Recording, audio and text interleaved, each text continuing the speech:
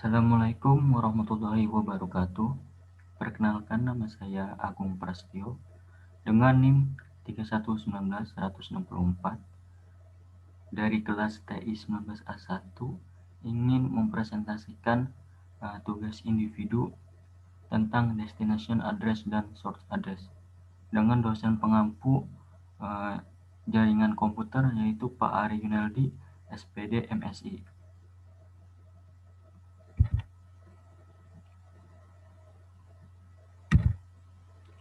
Oke, kita mulai. Untuk destination address dan source address. Apa itu destination address dan source address? Destination address adalah alamat tujuan dari pengirim frame atau paket data melalui jaringan. Alamat tempat frame atau paket data dikirim melalui jaringan. Alamat tujuan digunakan oleh host di jaringan untuk menentukan apakah paket atau frame ditujukan untuk mereka atau untuk host lain.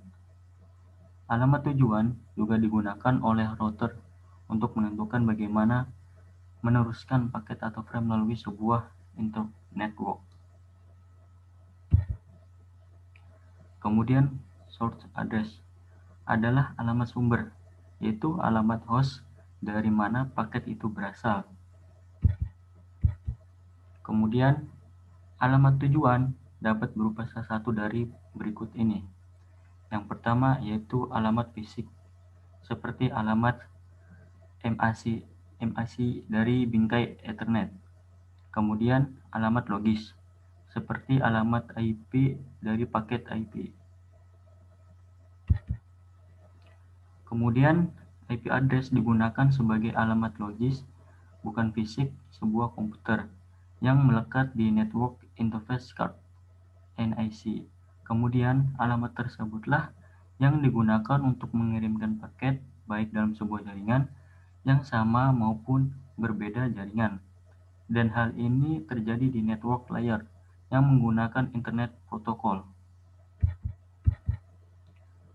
Alamat tujuan bisa spesifik atau umum. Alamat spesifik menunjukkan ke host tertentu di jaringannya.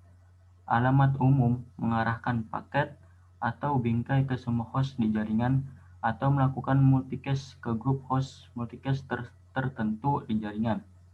Kedua file ini ukurannya adalah 32 bit. Dengan kata lain, ukuran IP address versi 4 adalah 32 bit. Berikut ini karakteristik source address dan destination address IPv4, yaitu 1.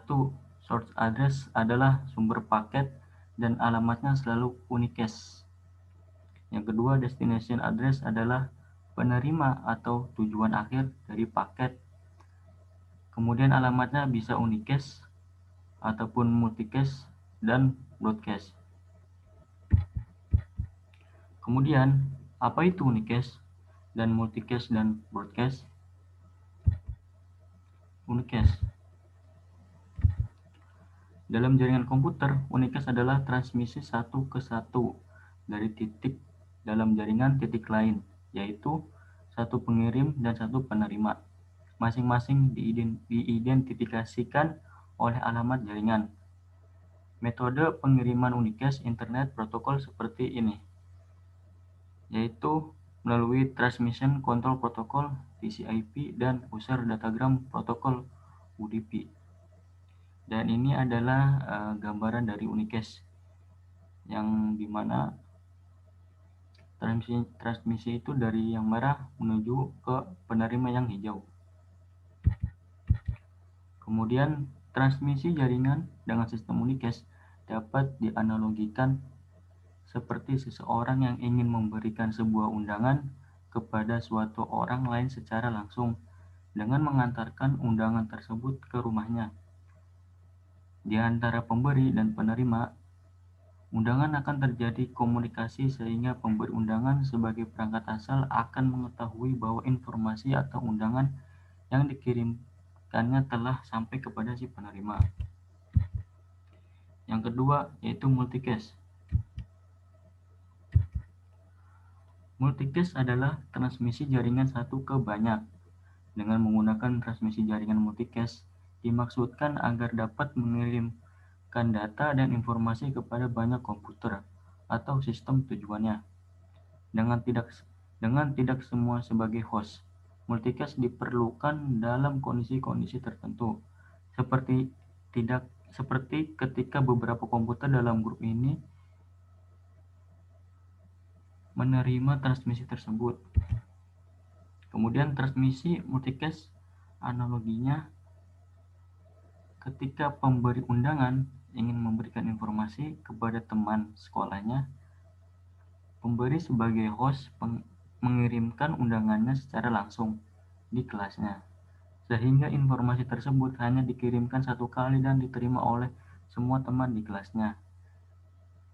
Dan ini adalah gambaran dari multicast.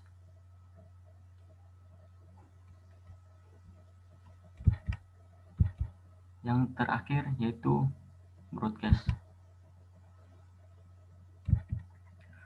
Broadcast merupakan transmisi jaringan on-to-all. Transmisi jaringan dengan sistem broadcast dapat dilakukan dengan banyak sekali penerima atau perangkat sistem tujuannya. Akan tetapi, sistem transmisi broadcast cenderung membuang resource. Dalam jaringan LAN, komputer asal sebagai host mengirimkan data informasi kepada sembarang komputer lainnya yang terhubung di dalam jaringan.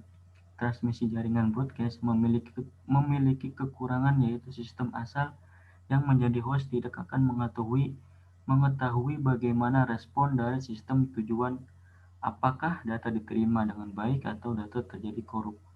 Contohnya, penggunaan broadcast adalah transmisi saluran data pada televisi. Dan sekian, terima kasih.